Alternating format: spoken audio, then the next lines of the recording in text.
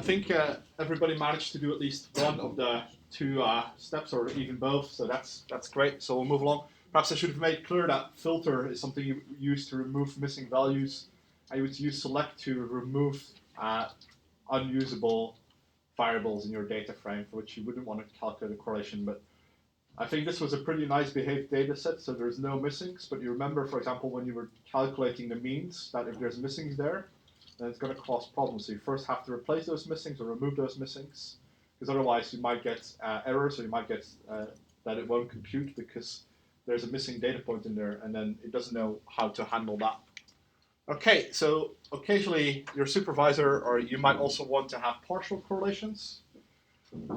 You remember that you can take a third variable and partial it out. So this would basically be the, in this case, it would be the association between education and prestige after you partial out a third variable, and this would be income. Yeah.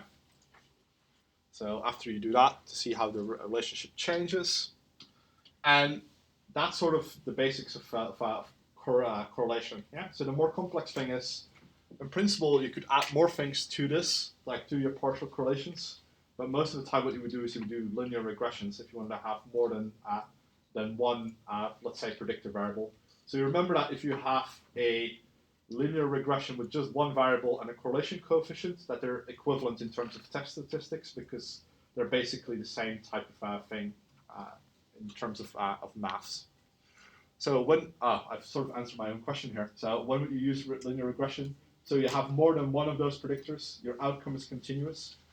And I won't hammer on too much about this, but ANOVA and regression are quite well related. So usually you would get the same type of results if you were to use. You remember that we used LM, this LM command, linear model command, and that will make an appearance here again. So you'll get similar conclusions if you use ANOVA correctly specified and regression. Yeah, it's just different history, different traditions. Regressions were more developed in sociology, criminology, and perhaps also agriculture. And ANOVAs are really the design for psychologists, medicine, and perhaps also earlier versions also again of agriculture where plots were allocated to certain treatments. So how would you go about doing a very basic regression? So this is similar to what we've done for the ANOVA. So you remember the LM command. By now you should sort of know that the dependent variable goes before the squiggly line, before the tilde, and then the independent variable goes behind that, and then you have to tell it which data set it has to use. Yeah. And so this will make a model education object, and then we can use summary to call all the information from that model education object. And so you could see that it will print the formula which you fed it. It will print you some information about the residuals. If you're very clever, you can already tell how good or how bad those are, like you want them to be normally distributed, but I'll return to that later. And then you should bear in mind that these are the B's, so the unstandardized coefficients, and not the B-tests. So you can see that because you have an intercept which is printed, and you have education which is also printed as the coefficient. And you have the t-values and the probability of that t-value, so that's the p-values. And if you were to do the same thing in SPSS, that will sort of map onto what you have from SPSS. Here you have your R-squared and adjusted R-squared, so 0.72. And here you have the F statistic from the model that you would also get from SPSS. Yeah. So similar information as you would have in SPSS. So we've just run it, but usually what you would do is sometimes even before you actually run your model, is you would check all the assumptions. And again, these are similar to the ones that we have for correlation, and again, to a large degree, similar to the ones that you have for ANOVA. So linearity, think back to this data source and this Anscombe quartet. So if you have curvilinear patterns, or if you have very nonlinear patterns, then regression is not the way forward. You might have to transform your data. You might have to look into nonlinear curve fitting, more complex things. So this also relates to multicollinearity and measurement error. So you are assuming in regression that everything is perfectly measured, perfectly well behaved, and that it's doing a linear type of relationship between your independent and your dependent variable. Yeah, that should hopefully ring a bell. Normality, so this is not about the normal distribution about from your x and y, although you could use that to sort of check that because the errors are assumed to be normally distributed in regression. And you remember, as with ANOVA, that we have this assumption of homoscedasticity. We tested out with Levine's test, for example. And the variance of this error should be constant for the combination of, I think a word is not here, for the combination of predictors. So basically, we don't want to see funnels. So we don't. The idea is that we make the same error for. So as we go along x, it doesn't matter if we're at the beginning of x or at the y, at the low or a high value, but we want to make the same type of error at the beginning as at the end. Yeah. So we don't want to have any funnels where we, for example, make a lot more error towards the end of our x variable, or a lot less error at the beginning of the variable. Yeah. So we want to make constant error, so to speak, if we as a function of our predictor. And the error should also be independent. Again, this is you could have. That's, for example, why you can't use time series data in a regression, because you can't have patterns of what is known in a complex term as autocorrelation. So again, you need to have independent observations, and you can test with some formalized tests, you can test the degree to which your data are actually independent from one another. And I'll give you some more information. Again, you can read more there. I'll give you the headlines again, and you're going to have to go out on your own and do a little bit more reading if you want to find out all the nitty-gritty details. Yeah. So more importantly is how you go and check these type of relationships. Linearity is quite straightforward. It's just plotting your data. Like, do you get something that looks like a scatter plot with a line in it, or is it all over the place? Remember, again, this data source type of thing. Do you find a curvilinear pattern? Do you see like one outlier like doing really nasty things to your data? So that's what you would check linearity with. So usually that's the first step before you do any type of analysis, is you make some beautiful plots to sort of see if there's something there, and then you go about and do your analyses. You can plot the error terms and see if they're nicely behaved. And so, do they form a nice normal distribution, or are they very skewed? So, are they normally distributed? For homoscedasticity, there are many options, but usually I think you would use a visual check again. So you would check to see if there's no funnel present. So basically, as you move along x, how does the error behave in y? Yeah. So you're hoping that error is constant, and you don't get like a funnel this way or funnel. I'm doing y and ca, but you're getting a funnel this way or a funnel the other way to distort your data. Yeah. Does everybody understand? And then independence, there is no straightforward visual test for that. There are some more complex ways, but you would look at a Durbin Watson test, and you could also check for autocorrelation with something which is known as a Young box test. They're very popular in econometrics. They're less known in psychology, but I'm going to tell you about them anyway. So, a good idea before you start is to plot your data. So by now you sort of know how to make a plot. So we're going to do the same thing for education and prestige. This is similar type of code to what you've had before. So we use geom jitter. We make some pretty breaks. We make some continuous cuts, and we add some labels to it, and then we smooth something through it. And we use this type of lowest estimator to see which line would sort of best capture all the data in it, and then we can add a theme to it to make it look pretty. And then if all goes to plan, we should get something like this. Yeah. So that's that type of plot. You could see it is by and large linear, so you have some squiggly type of things. Like again, it's a little bit of guesswork. Like if we had found like a big spiral or a cubic function or something which looked like you had a massive outlier here, but it seems like pretty well behaved in the sense that you do see an upward trend. You see a little bit of a bend here, but by and large, I would say this is a linear association, or you can model it with a linear association at least. Yeah, you agree or you disagree? That doesn't mean that there could be better ways in which you could fit it, but linear regression is easier for most of the things, so it's by and large linear, I would say.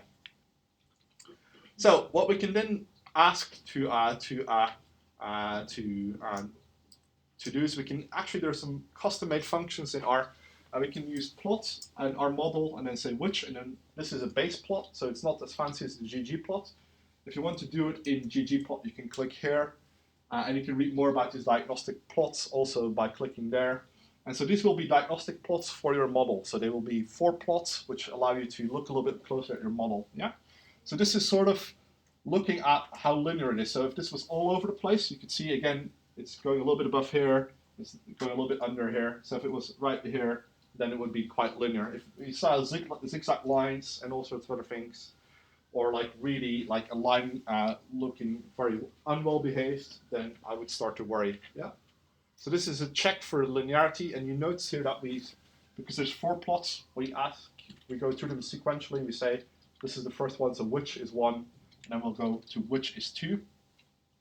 Another way to look at, and this is looking at the normality distribution of the errors, is, so this was also looking at, so the residuals, I will use that sort of interchangeably with errors. Like they're basically, you can think of them as a trash bag in your regression, yeah? And so if you had a perfect regression, then we shouldn't find any patterns in our trash bag. If there are some errors in our regression, then we're going to see all sorts of things still happening in our trash bag which shouldn't be happening, yeah? So think of the residual sort of as your trash bag from your regression, and hopefully you find that your trash is very well behaved and is doing quite nicely. So this is sort of, you could also sort of see it from this because it's just a QQ plot, and this is using everything like on this axis type of line. And again, it shows you where like the data starts to diverge, and sometimes it also puts some labels for points which are further away from the line than you would expect. Yeah. So I would say all in all, you remember that some of the lines that we saw before, like when we're looking at distributions at QQ plots, this is pretty well behaved. Like most of it here, it veers a little bit off, but it's logical also because you bear in mind this is 2 standard deviations away, minus 2 standard deviations away. So towards the extreme, it's quite natural you get some veering off from like a predicted things because you're making guesses at the extreme of distribution. I would start worrying if you get large amounts of squiggling around those lines, or if it's continuously above here or below here, then it's not a very well, nicely behaved model, right? And that's because there's more data here, and at the end you can also see by the density of the bubbles, there's only a couple of bubbles here, and there's a lot more bubbles or dots there. Everybody still with me? Yeah. So we can look at this plot, which is a scale location plot, and this is sort of what is used to look at this homogeneity variance. So you can imagine that you could have a funnel going this way or a funnel going that way. In that case, we would have some issues. So you can see that the data is sort of nicely, more or less, across both lines. There isn't a pattern going downwards in one way or the other way. So this is what we can use to check whether there's some issues in terms of there's some issues in terms of homoscedasticity. Yeah. So if there was heteroscedasticity, you would find a funnel in this plot. You wouldn't find a nice symmetrical distribution along this. You would find that it narrows down in one way or the other way. In that case, that would mean that we're underestimating the errors as we go along values of x. Yeah. Any questions? So here you have to do a little bit of guesswork because there's no lines around it, but you can sort of quickly see if there's a pattern going on or no pattern going on. Yeah. And again, it labels some of the points which are further away. And this 4 plot is helping you to look at outliers. You might remember something like Koch's distance, or you might have heard of D of beta, or like other measures of outliers. Koch's distance is a nice way to look at outliers. So basically, the higher the peak, the more extreme the case. So you can see that farmers are an outlier, followed by newsboys, whatever that might be. I'm not sure if that's people who deliver the news or people who make the news, but we'll have to have a look at physicians. So these are things where the model is making far out predictions, so they're outliers in your data. Yeah. So you could then, if you find lots of these things, so this you could still see these are relatively small values. Like you can see, trust me, you can see way worse patterns. Yeah. You could also tell from these other you could tell also like newsboys were here. You could tell also from newsboys. So perhaps there is a candidate which is perhaps a little bit unwell behaved. You could see what happens if you remove farmers and if you remove newsboys, whether you get the same type of results when you haven't done that. Yeah. But again, if you go and look at this type of pattern, there's some points which are further away from this from a line if you were to draw a line to it, but it's not like we find like one here or like one here or something.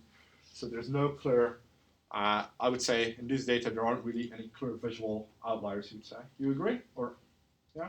So you might imagine if you find a point here, or here, or here, which is very much away from like this visual line you would put through, then you would have some issues. And you would then either remove those, or you would see if you could rescale those, or you would report the results with and without those outliers. So those were 3 of the 4 checks, and also outliers check. And you might say, why can't we just use all the scatter plots? Because some of the things, why aren't we using all of these type of plots that we make ourselves in ggplot? because some of these are based on the errors. They're based on the trash bag. And so especially if you have more complex models, it becomes harder and harder to do because you would have to make one for every single variable and then take into account how those variables interact with each other. So that's why we can't just get a bunch of scatter plots in ggplot to do all that for us. Yeah.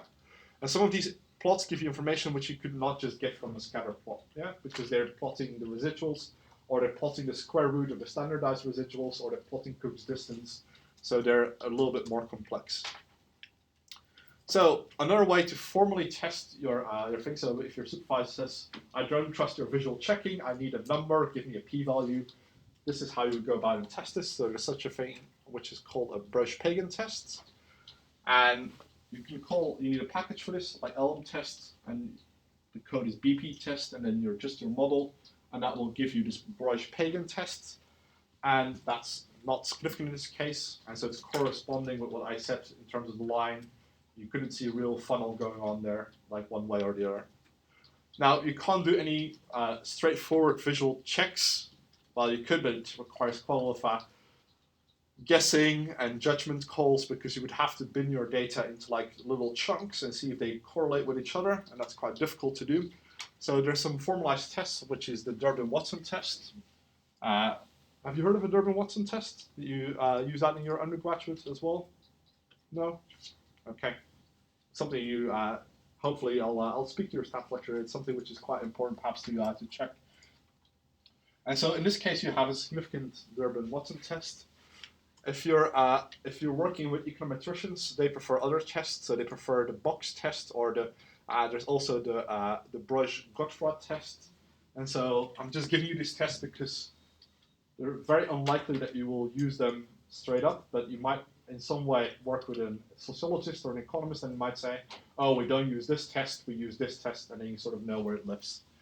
And so this uses the residuals from this model, and then you say the type of test, and then this will do this box-Newton test, and you can see that's also significant. So in this case, it wouldn't have mattered if you picked the Durbin-Watson test or the box-Newton test. You would have concluded there's some issues with autocorrelation in your data. Yeah. So how would you write up and summarize that? You would say, visual inspection suggested that a linear fit was appropriate. So because you checked and it sort of fits a line through it. Ideally, you would also show in your paper the raw data. You would show a scatter plot and say, look, there's a beautiful line going through it. So regression is the way to go. Visual inspection also suggested that the errors from the OLS regression model were approximately normally distributed. You remember that QQ plot? Most of the data points were on that line. And then you could say a Broch-Pagan test showed that the assumption of homoscedasticity could be upheld, and so that's that test. Again, you could say a visual test showed that there was no issue with homoscedasticity because you looked at that chart and you didn't see any clear funnels. And then the last bit is like this Durbin Watson test. However, a Durbin Watson test indicated the assumption of independence of errors was violated. Yeah. So that's what you would then write. Okay, in some cases you would then still just continue because people say, oh, regression is so robust, it doesn't really matter. It's only one of those 7 assumptions, which or one of these many, many assumptions which didn't hold up, so we just continue along, and the reader can decide how severe those assumptions are. So, but sometimes you have problems, and so how do you go about fixing those problems? So you could see that your data is not linear, so you had a little bit of bend here, but you could have some very unwell-behaved data. So if you take, for example, if you ever do research with hormones like testosterone or cortisol, welcome to linearity hell, because those data are never really linear. You usually have you have a very long tail. You have a big peak and then a very, very long tail with some outliers. So you could try and log transform your data. Again, for example, think of the exercises you did. Income generally is not very well behaved because you have some people who have extreme amounts of money, and in order to rescale them, we usually do a log transformation. The alternative is to abandon regression altogether, linear regression altogether, and to look at curve fitting a cubic function or a curvilinear function or whatever function which polynomial will best fit your data. Yeah. Again, with normality, the solution lies in transforming your data. So if the error is not very nicely distributed, you could, again, try to transform your data to see if it will behave better. Again, these are mostly methods developed by econometricians, and so you can try and fix the issues with your regression model, and they have something which will correct the standard errors, and it lives in a nicely called sandwich package. And so it will create sandwich errors, and they're known as sandwich errors, and that will adjust the errors. And also autocorrelation, you can calculate errors which are corrected for these patterns of autocorrelation via the sandwich package or with some panel models. So there's some other ways to adjust for these errors. Again, hopefully you'll only ever have very nicely behaved data and you don't have to worry about this, but the reality will likely be different. So I think this is a good place to have a 10-minute break. So come back at 10, and then we'll continue onwards. So, okay. So 10-minute break.